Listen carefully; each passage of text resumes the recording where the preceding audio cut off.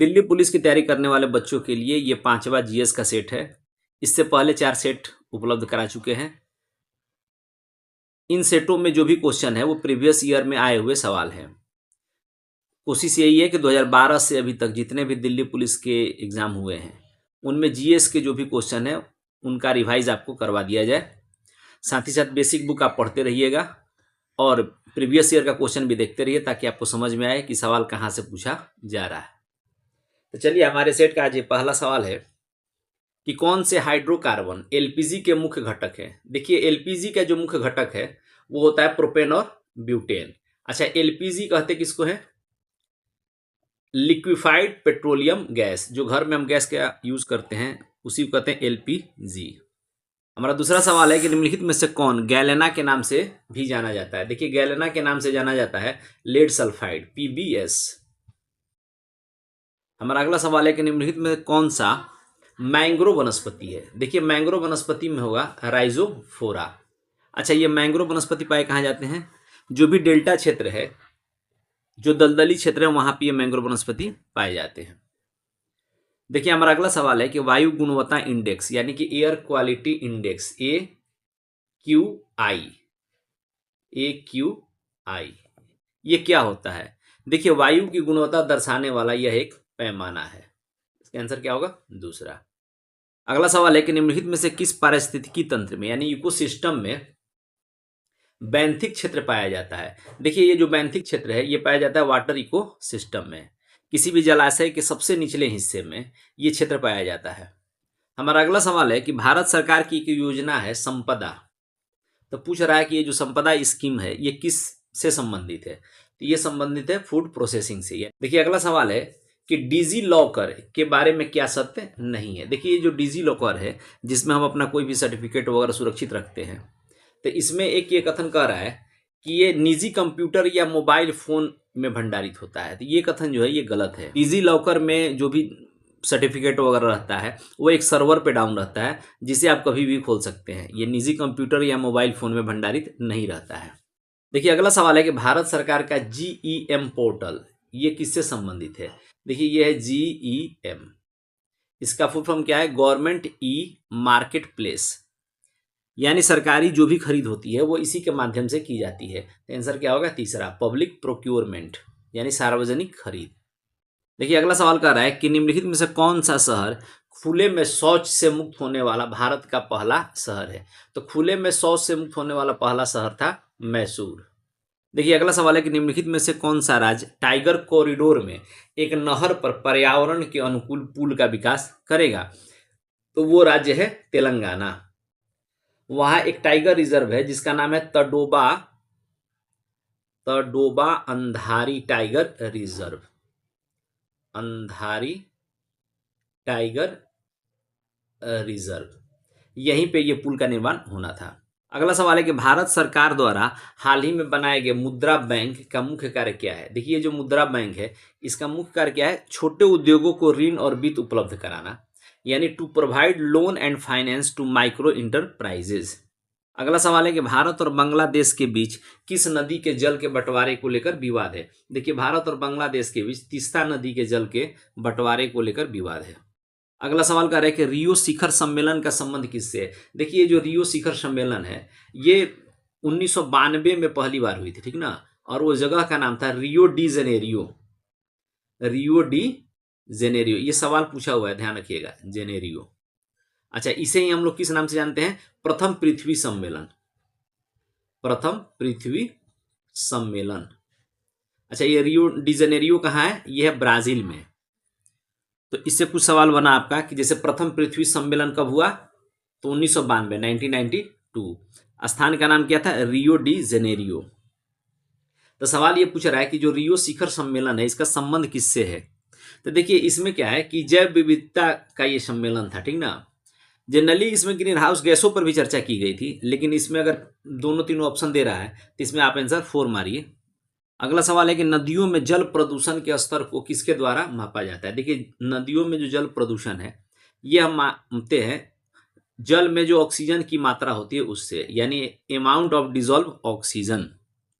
ये मात्रा जो है सामान्य तौर पे इसकी मात्रा होती है 6.5 से 8 मिलीग्राम पर लीटर। लेकिन अगर प्रदूषण ज़्यादा होगा तो इसकी मात्रा घट जाएगी, जिससे जलों में रहने वाले जीव जंतु जो है वो ऑक्सीजन से सांस नहीं ले पाएंगे और उनकी मृत्यु हो जाएगी। अगला सवाल कर रहा है कि गैर बैंकिंग वित्तीय कंपनी यानी कि एनबीएफसी बनने के लिए न्यूनतम शुद्ध स्वाधिकृत निधि क्या होनी चाहिए। देखिए उसके लिए जो है 200 लाख जो है रुपया कम से कम होना चाहिए, यानी कि 2 करोड़ मिनिमम रुपया आपके पास होना चाहिए। अगला सवाल है कि कह रहा है कि निम्नलिखित में से कौन सा आर्थिक क्षेत्र का एक गलत युग्म है। देखिए ये गलत कह रहा है, ठीक ना, ध्यान रखिएगा। चलिए इसको देख लें। देखिए मत्स्यन ये प्राथमिक क्षेत्र, ये तो सही है, क्योंकि प्राथमिक क्षेत्र क्या होता है, कृषि और कृषि से जुड़ी हुई गतिविधियां। दूसरा देखिए कह रहा है परिवहन द्वितीयक क्षेत्र, देखिए ये है गलत। तीसरा है बैंकिंग तृतीय क्षेत्र, ये तो सही है, सेवा क्षेत्र है। और सॉफ्टवेयर कंपनी भी तृतीय क्षेत्र, ये भी सही है, यानी इसमें गलत ऑप्शन कौन सा है, दूसरा। अच्छा ये परिवहन जो है ये किस क्षेत्र में आएगा, ये आ जाएगा सेवा क्षेत्र यानी तृतीयक क्षेत्र में। अगला सवाल है कि किस प्रकार के बेरोजगारी में स्नातक तथा स्नातकोत्तर डिग्री वाले युवा नौकरियां प्राप्त नहीं कर पाते हैं। देखिए यानी जो पढ़े लिखे लोग हैं वो अगर नौकरी नहीं प्राप्त करते हैं तो इसे हम लोग क्या बोलते हैं, शैक्षिक बेरोजगारी। देखिए हमारा अगला सवाल है कि भारत में रेपो दर कौन निर्धारित करता है। देखिए ये जो रेपो दर है ये निर्धारित करता है आरबीआई, यानी आंसर क्या होगा, पहला। अच्छा ये रेपो दर होता क्या है, देखिए जो हमारा केंद्रीय बैंक है यानी जो आरबीआई है, अन्य व्यावसायिक बैंकों को, जैसे कि जो हमारे बैंक हैं SBI, Punjab national bank, union bank, यानी जो भी व्यावसायिक बैंक है उनको जो अल्पकालीन ऋण देता है, तो जिस दर पे बैंक देता है आरबीआई उसे हम लोग कहते हैं रेपो दर। देखिए अगला सवाल है कि किस प्रकार की सरकार में लोगों को अपने स्वयं के शासकों को चुनने की अनुमति होती है। देखिए वो व्यवस्था कौन सा है, डेमोक्रेटिक, यानी कि लोकतांत्रिक व्यवस्था में पब्लिक अपना वोट देकर अपने प्रतिनिधियों का चुनाव करती है। देखिए अगला सवाल है कि भारतीय संविधान के अनुसार किस परिस्थिति के अंतर्गत अभिव्यक्ति की स्वतंत्रता यानी जो हमारे बोलने की स्वतंत्रता है ये छीन ली जाती है। तो देखिए वो तब होगा जब कोई सेंसरशिप लागू हो जाएगी। तो आंसर क्या होगा, 4। देखिए अगला सवाल है कि इनमें से कौन संसद का एक हिस्सा है लेकिन दोनों सदनों में से किसी का सदस्य नहीं है। देखिए हमारा जो संसद है उसके 3 अंग है। पहला कौन है, राष्ट्रपति, दूसरा लोकसभा और तीसरा राज्यसभा।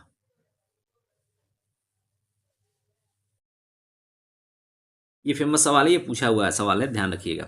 तो देखिए इनमें से कह रहा है कि इनमें से कौन संसद का एक हिस्सा तो है लेकिन दोनों सदनों में किसी का सदस्य नहीं है। तो देखिए ये जो राष्ट्रपति होते हैं ये संसद के सदस्य तो हैं लेकिन इन दोनों सदनों में किसी के सदस्य नहीं होते हैं। ठीक, तो हमारा आंसर क्या होगा, चौथा, भारत के राष्ट्रपति। हमारा अगला सवाल है कि चंद्रगुप्त मौर्य के दरबार में पश्चिम एशिया की यूनानी राजा जो था सेल्युकस, उसने एक दूत भेजा था। तो कह रहा है कि वो उस राजदूत का नाम क्या था। तो देखिए उसका नाम क्या था, मेगास्थनीज। अच्छा मेगास्थनीज ने एक पुस्तक लिखी थी, बड़ा फेमस है, याद रखिएगा, इंडिका। देखिए हमारा अगला सवाल है कि किस सेवानिवृत्त ब्रिटिश अफसर ने भारतीय राष्ट्रीय कांग्रेस की स्थापना में अहम भूमिका निभाई। तो देखिए भारतीय राष्ट्रीय कांग्रेस की स्थापना में अहम भूमिका किसका था, एवो ह्यूम का। अच्छा इसकी स्थापना कब की गई थी, 1885 में। देखिए हमारा अगला सवाल है कि भारतीय राष्ट्रीय कांग्रेस के गठन के समय भारत के वायसराय कौन थे। तो देखिए गठन के समय भारत के वायसराय थे लॉर्ड डफरिन। देखिए हमारा अगला सवाल है कि किस वर्ष महात्मा गांधी दक्षिण अफ्रीका से भारत लौटे थे। देखिए गांधी जी दक्षिण अफ्रीका से भारत लौटे थे 1915 में। हमारा अगला सवाल है कि धम्म की शिक्षा देने के लिए अशोक ने किन पदाधिकारियों की नियुक्ति की थी। तो देखिए ये जो धम्म है इसकी शिक्षा देने के लिए अशोक ने धम्म महामात्र की नियुक्ति की थी। अच्छा अशोक किस धर्म को मानता था, बौद्ध धर्म, बौद्ध धर्म। अच्छा अशोक के काल में कौन सी बौद्ध संगति हुई थी, तीसरा, ये भी ध्यान में रखिएगा। अगला सवाल है कि जैन और बौद्ध धर्म में कितने आश्रमों को मान्यता दी गई है, वो है 4। ये आश्रम कौन कौन से है, पहला है ब्रह्मचर्य, दूसरा गृहस्थ, तीसरा वानप्रस्थ और चौथा संन्यास। संन्यास। अगला सवाल है कि भारत की मुख्य भूमि 8 डिग्री 4 उत्तर से किस अक्षांश के बीच में फैली हुई है, यानी टोटल लैटिट्यूड आपसे पूछ रहा है। देखिए भारत का जो है ये शुरुआती लैटिट्यूड है और ये लास्ट, ये है 8 डिग्री 4 और ये है 37 डिग्री 6, यानी 37 डिग्री 6 नॉर्थ। तो इसमें आंसर क्या होगा 37 डिग्री 6। देखिए हमारा अगला सवाल है कि उत्तर पश्चिम में भारत किन दो देशों के साथ थल सीमा साझा करता है। देखिए उत्तर पश्चिम में भारत जो है पाकिस्तान और अफगानिस्तान के साथ। देखिए अगला सवाल है कि थालघाट, भोरघाट और पालघाट ये जो दर्रे हैं ये कहाँ स्थित हैं। तो देखिए ये जो तीनों दर्रे हैं ये कहाँ है, ये है पश्चिमी घाट में। देखिए थालघाट और भोरघाट ये दोनों कहाँ है, महाराष्ट्र में। ये जो थालघाट है ये किसको जोड़ता है, नासिक और मुंबई को, नासिक और मुंबई। देखिए ये भी सवाल पूछा हुआ है, तो नासिक और मुंबई कौन जोड़ रहा है, थालघाट। अच्छा ये जो भोर घाट है ये किसको जोड़ता है, मुंबई और पुणे को, मुंबई और पुणे।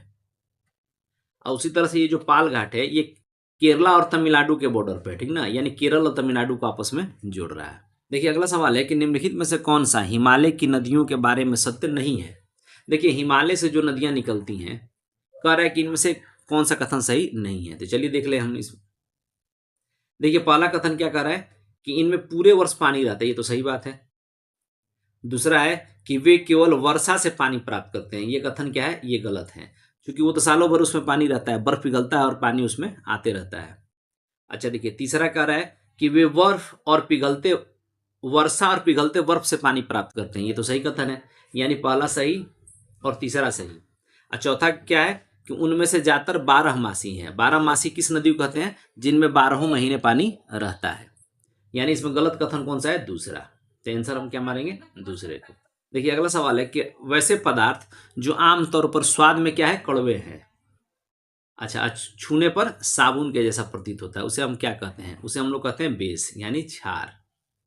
देखिए अगला सवाल कर रहा है कि कुछ समय के लिए खुले में छोड़े गए लोहे के टुकड़े पर भूरे रंग की झिल्ली जो है आ जाती है, तो वो क्या होता है। तो देखिए वो क्या होता है, जंग।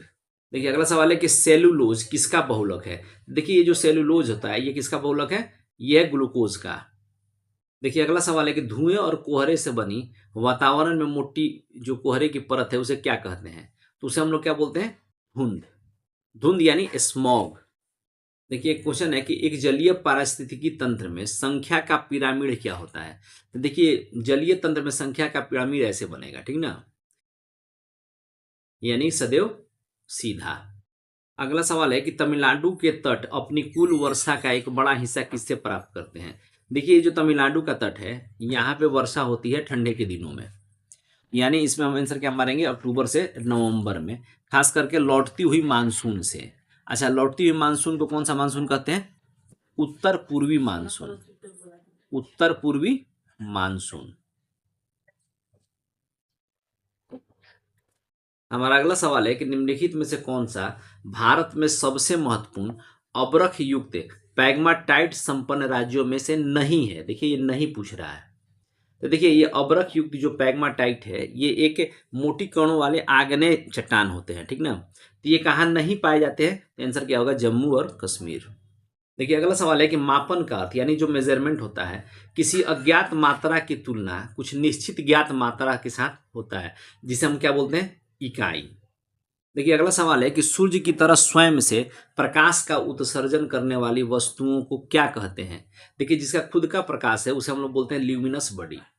देखिए अगला सवाल है कि किसी भी विद्युत सेल में यानी जो बैटरी होती है इसमें धातु की टोपी आमतौर पर विद्युत सेल का कौन सा टर्मिनल है। तो देखिए ये जो धातु की टोपी है तो ये ऊपर वाले हिस्से में होता है, ठीक ना, और नीचे में क्या होता है, धातु का प्लेट। तो ये जो है ये है पॉजिटिव और इधर क्या होता है, निगेटिव। तो हम आंसर क्या मारेंगे, बी, पॉजिटिव। देखिए अगला सवाल है कि निम्नलिखित में से कौन सा रोग विषाणुओं के कारण नहीं होता है, यानी ऐसा रोग बताना है जो वायरस के कारण नहीं होता है। तो देखिए टाइफाइड जो है ये वायरस के कारण नहीं होता है, ये किसके कारण होता है, ये होता है बैक्टीरिया के कारण, ठीक ना। तो इसका आंसर क्या होगा, 4। अगला सवाल है कि एक इमारत में ईंट जीवों में किसके समान है। देखिए इमारत जैसे ईंटों से बनता है, ठीक ना, कोई भी मकान हम लोग बनाते हैं तो उसमें कई सारे ईंट होते हैं, यानी उसकी जो इकाई होती है वो क्या होती है, ईंट। उसी तरह से करें कि जीवों में ये ईंट के समान क्या होता है। तो जीवों में ईंट के समान क्या होता है, उसका सेल। देखिए अगला सवाल है कि अर्थशास्त्र में स्थिर ऊपरी लागत का क्या अर्थ है। देखिए ये जो स्थिर ऊपरी लागत है यानी कि फिक्स्ड ओवरहेड कॉस्ट, ये एक ऐसा कॉस्ट होता है जो कि उत्पादन के जो आउटपुट है उनके साथ इसमें कोई बदलाव नहीं होगा। आपका उत्पादन कम हो या ज़्यादा हो उससे इस पे कोई फर्क नहीं पड़ना है। जैसे मान लीजिए आप कोई काम कर रहे हैं तो उसमें आपने एम्प्लॉय को रखा है, तो भाई आपका उत्पादन बढ़े या घटे एम्प्लॉय का वेतन तो आपको देना ही है ना। मान लीजिए आपने किराए पे कोई दुकान लिया है, अब आपका जो है आउटपुट क्या निकल रहा है उससे मकान मालिक को क्या मतलब है, किराया तो आपको देना ही है। तो इन सबको क्या बोलते हैं, स्थिर ऊपरी लागत, यानी ऐसा चीज जो कि उत्पादन के आउटपुट के साथ न बदलने वाली लागत। देखिए अगला सवाल है कि भारत की कौन सी क्रांति एक नाटकीय उदाहरण है कि कैसे बेहतर उत्पादन प्रौद्योगिकी के रूप में अधिक ज्ञान का निवेश करके दुर्लभ भूमि संसाधनों को उत्पादन में तेजी से वृद्धि कर सकता है। देखिए ये चीज कहाँ हुआ था, हरित क्रांति में। हरित क्रांति में हमने क्या देखा कि टेक्नोलॉजी का इस्तेमाल करके, टेक्नोलॉजी कहने का मतलब एक तो औजार का इस्तेमाल हुआ ही, मान लीजिए जो भी कृषि से संबंधित औजार था, उसके साथ ही साथ बीजों में हमने काफी प्रयोग किया, जिसे हम लोग क्या बोलते हैं HYV बीज, यानी हाई यील्ड वेराइटी बीज, यानी उत्तम प्रौद्योगिकी का इस्तेमाल करके हमने इस क्षेत्र में काफी विकास किया। तो इसका आंसर क्या होगा, हरित क्रांति। देखिए अगला सवाल है कि निम्नलिखित में से किस कार्य को राष्ट्रीय आय की गणना करते समय उसमें नहीं ऐड किया जाता है। तो देखिए इसमें क्या है कि जो भी घर में महिलाएं काम करती हैं, ठीक ना, उनके कामों को हम इसमें ऐड नहीं करते हैं। तो आंसर क्या हो जाएगा, तीसरा। देखिए अगला सवाल है कि उचित मूल्य की दुकानें, देखिए गांवों में चाहे शहरों में आप देखे होंगे जो सार्वजनिक वितरण प्रणाली के दुकानें होते हैं उसे ही हम क्या बोलते हैं, उचित मूल्य की दुकानें। तो कह रहा है कि इनमें से किसका भंडार रखती है। देखिए उसमें क्या है कि फूड ग्रेन्स तो मिलेगा ही, साथ ही साथ चीनी भी मिलता है, मिट्टी का तेल भी मिलता है, यानी इसमें तीनों। तो आंसर क्या हो जाएगा, 4। देखिए अगला सवाल है कि एक निश्चित क्षेत्र पर कब्जा वाला एक राजनीतिक संगठन, ठीक ना, कौन सा है जिसमें एक संगठित सरकार होती है और साथ ही साथ उसकी आंतरिक और विदेशी नीतियां बनाने का अधिकार होता है। तो देखिए इसमें आंसर हम लोग क्या मारेंगे, राज्य। देखिए अगला सवाल कि एक ऐसा कदाचार जिसके द्वारा कोई पार्टी या उम्मीदवार अपने वोट को बढ़ाने के लिए आसक्त होता है, देखिए उसे हम लोग क्या बोलते हैं, रिगिंग। अच्छा इसमें क्या होता है कि हम किसी भी तरह से चुनाव जीतने का प्रयास करते हैं, चाहे हम किसी भी गलत तरीके से वोट ले लें या चुनाव में कोई धांधली कर लें, ठीक ना। तो आंसर क्या होगा, दूसरा। देखिए अगला सवाल है कि भारतीय संविधान का कौन सा अनुच्छेद धन विधेयक को परिभाषित करता है। देखिए भारतीय संविधान का अनुच्छेद 110 ये क्या करता है, धन विधेयक को परिभाषित करता है। देखिए धन विधेयक जो है इसमें एक दो सवाल आप ध्यान में रखिएगा। सवाल ये पूछता है कि धन विधेयक को हम पहले किस सदन में भेजते हैं, लोकसभा या राज्यसभा। तो हमारा आंसर क्या होगा, लोकसभा, ये ध्यान रखिएगा आप। और दूसरा सवाल ये भी पूछता है कि धन विधेयक को राज्यसभा को कितने दिन रखने का अधिकार है। तो देखिए लोकसभा से अगर धन विधेयक पास हो गया तो उसे भेजा जाएगा राज्यसभा में, लेकिन राज्यसभा 14 दिन तक उसे रख सकती है। अगर उसे पास करना है तो कर दे, और अगर नहीं भी करेगा तो 14 दिन बाद वो विधेयक अपने आप वहां से पास मान लिया जाता है, ठीक ना। तो ये सवाल कई बार पूछा हुआ है, ध्यान में रखिएगा। अच्छा एक सवाल और इससे इंपॉर्टेंट क्या है, पूछता है कि कोई भी विधेयक धन विधेयक है या नहीं, इसका निर्णय कौन करता है। तो आप आंसर क्या मारिएगा, लोकसभा अध्यक्ष, लोकसभा अध्यक्ष।